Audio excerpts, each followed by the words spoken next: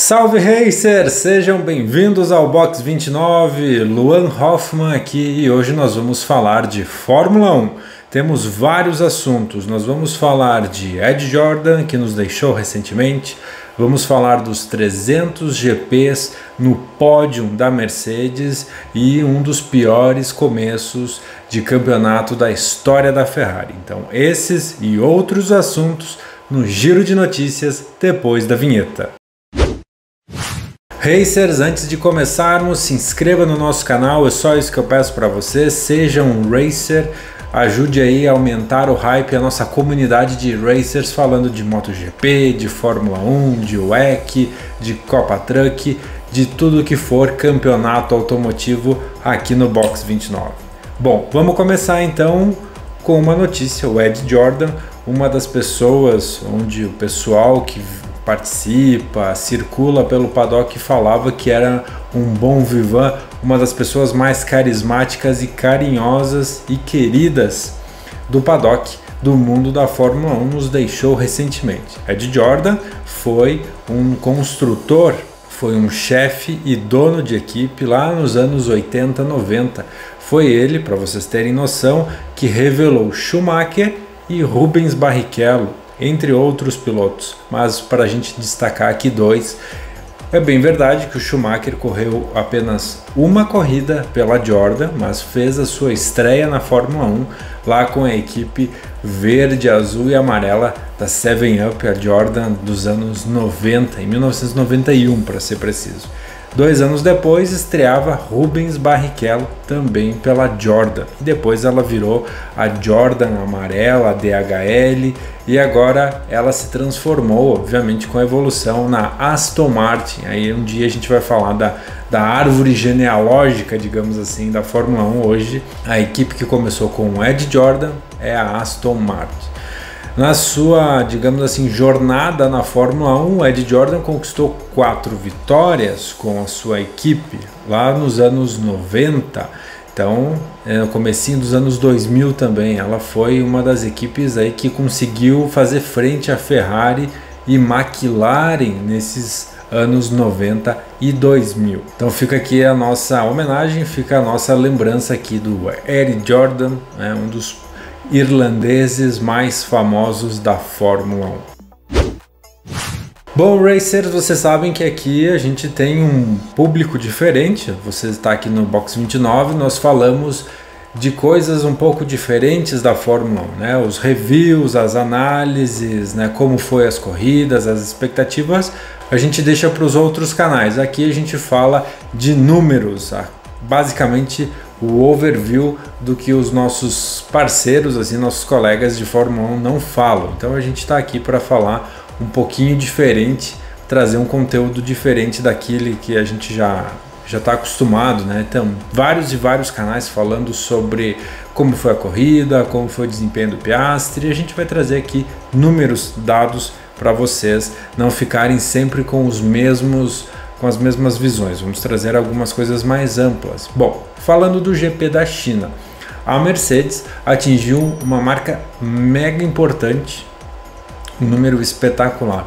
São 300 pódios. A Mercedes atinge essa marca e eu vou trazer para vocês aqui que parte dessa marca, desses 300 GPs em pódios na Fórmula 1, 155, mais da metade, são com Lewis Hamilton. Obviamente ele tem aí 104, 106 vitórias, né, e 155 pódios. É uma conversão muito forte. Claro que essas 104 vitórias não são todas com a Mercedes, é basicamente 70, se eu não estou equivocado, e desses 70 são 155 pódios para Lewis Hamilton. Depois, por incrível que pareça, Valtteri Bottas, como ele mesmo fala, Valtteri Bottas, tem 58. 3 pódios a mais que o campeão pela Mercedes, Nico Rosberg, que tem 55. Depois o George Russell já chega com 16 pódios. E depois nós temos Fangio com 10, Stirling Moss com 3. E aí, para finalizar esses 300 pódios, Schumacher, Hermann e Piero com um pódio fecham aí os 300 GPs, os 300 pódios da Mercedes na Fórmula 1. Um número incrível, uma marca bem importante. Ela fez até vários posts aí elogiando e agradecendo todos os pilotos que fizeram parte desses pódios na Fórmula 1. Outros números na Fórmula 1 atingidos agora no GP da China. Vamos lá então com eles. São 50 dobradinhas da McLaren. Eu até vou deixar aqui o cardzinho. A gente falou de alguns recordes, né, no começo dessa pré-temporada, agora já a temporada da Fórmula 1. Eu trouxe aqui alguns vídeos, alguns dados de mais dobradinhas, mais GPs, mais vitórias, mais pódios. E agora a McLaren, com a dobradinha de ontem, né, no GP da China, chegou a 50.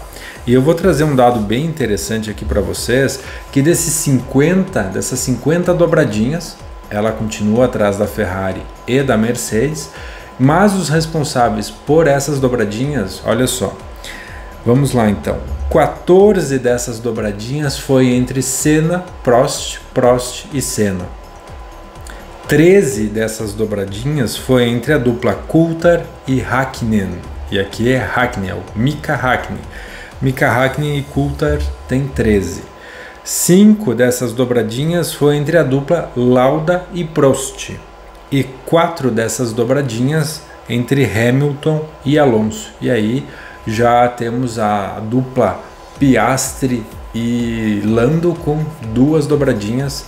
E aí tem outros destaques, mas eu quis trazer essas aqui que são as maiores quantidades de dobradinhas da McLaren. Então a McLaren com o P1 e 2 do GP da China de 2025 chegou a 50, a marca 50 dobradinhas, ficando apenas atrás de Ferrari e Mercedes. Outro dado importante que é preocupante para os tifosi é que a Ferrari, com a dupla desclassificação do GP da China, tem o segundo, ou dá para se dizer assim, o pior começo de campeonato desde 2009. Eu vou trazer para vocês aqui os números também. Em 2009, com 2 corridas, a Ferrari atingiu a marca de 0 pontos. 2025, a Ferrari atingiu a marca de 17 pontos. 2020, 19 pontos. E 2014, 30 pontos. Então aí é a pior marca esse ano de 2025, a pior marca da Ferrari desde 2009. Lembrando que 2009 a dupla era Alonso, Kimi Raikkonen. Esse ano é Lewis Hamilton e Leclerc. 2020 era Leclerc e Vettel. E 2014 a dupla era Alonso e Kimi Raikkonen com 30 pontos. Então aí a Ferrari atingindo vários recordes negativos nesse campeonato de 2025 com a dupla desclassificação. O Hamilton estava com o assoalho um pouco mais baixo, 4 milímetros mais baixo do que o regulamento permite. O Leclerc estava com peso fora do padrão, né? Então acho que faltou ele passar ali pela graminha, passar pelos pedaços de pneu para ganhar um pouco mais de peso, mas foram os 2 desclassificados. Outro recorde que nós tivemos também no GP da China foi a adentrada, digamos assim, de Lewis Hamilton para o hall dos mais velhos pilotos a conseguirem uma pole position. Eu vou trazer para vocês aqui o número. Então, com a pole position do Hamilton lá na sprint, no sábado, digamos assim, né? Com a Ferrari, ele se tornou o 6º piloto mais velho a chegar aí a uma pole position. Eu vou trazer para vocês aqui alguns dados. E olha só que interessante, a Ferrari tem tradição em ter pilotos mais velhos fazendo a pole position e ganhando corridas. Olha só, o Farina, lá em 1954, com 47 anos, conquistou a pole position pela Ferrari. Em 1958, o Fangio, com a Maserati, com 46 anos, também conquistou a pole position. Em 1970, o Jack Brabham, pela Brabham, com 44 anos, também conquistou a pole position. Depois nós tivemos o Andretti, o Mario Andretti, pela Ferrari em 1982 com 42 anos. O último até então tinha sido Nigel Mansell pela Williams em 1994 com 41 anos. E agora o Hamilton em 2025 pela Ferrari com 40 anos conquista a pole position. Obviamente é da sprint, mas aí a gente traz todas as pole positions dos pilotos. Não entra na contabilidade essa pole, mas entra como esse recorde. Então o Hamilton chega aí aos 40 anos conquistando uma pole, se tornando o sexto piloto mais velho a conseguir uma pole position. Para firmar logo, espero que ele consiga ir a pole position numa corrida regular, quem sabe na próxima etapa, e aí sim entre para o hall definitivo. Mas é uma curiosidade que eu quis trazer aí para vocês racers. Para finalizar o nosso giro de notícias desta segunda-feira, 4 países estão competindo pela vaga do GP da Holanda. A Holanda vai fazer em 2025 o seu último GP. Possivelmente ele volte daqui a alguns anos, mas o contrato finaliza em 2025 e 4 países já estão de olho nessa vaga para 2026 e 2027. Eu vou trazer aqui para vocês alguns detalhes. Eu diria que a Tailândia, desses 4 países que eu vou falar para vocês aqui, é a que mais está avançada. Os países são a Tailândia, Ruanda, África do Sul e a Argentina. A Tailândia hoje ela tem o circuito da Tailândia que recebe a prova de abertura do MotoGP, mas a ideia dos organizadores, da primeira-ministra e do CEO da Fórmula 1 é fazer uma corrida de rua pela Tailândia, lá na capital Bangkok, e ela é uma das que estão mais adiantadas nesse processo. Depois nós temos a África do Sul. Alguns detalhes dão conta de que para a África do Sul sediar a Fórmula 1 já em 2026 falta apenas a autorização e a fiscalização dos fiscais da Fórmula 1 e da FIA, transformando o autódromo num padrão FIA. É isso que as notícias dão conta, de que o autódromo já foi todo reformado e ele está tentando aí aquele, digamos assim, aquele carimbo, o aval da FIA para ser efetivamente um autódromo A1, que é o que dá direito a uma corrida, digamos assim, da Fórmula 1 de um padrão internacional. Dos 4, eu diria que esse é o segundo. Depois nós temos a Argentina. A Argentina também tem a MotoGP. Aliás, esse foi o último ano da MotoGP lá na Argentina e eles querem trazer a Argentina de volta ao cenário internacional com a Fórmula 1. A Globant, a MSC e o Mercado Libre, que são as empresas argentinas atuais patrocinam a Fórmula 1, junto com o Colapinto, estão fazendo essa frente, estão injetando dinheiro e estão tentando levar a Fórmula 1 para a Argentina. Lembrando que Argentina e Brasil são países muito próximos, talvez um deles não receba a Fórmula 1.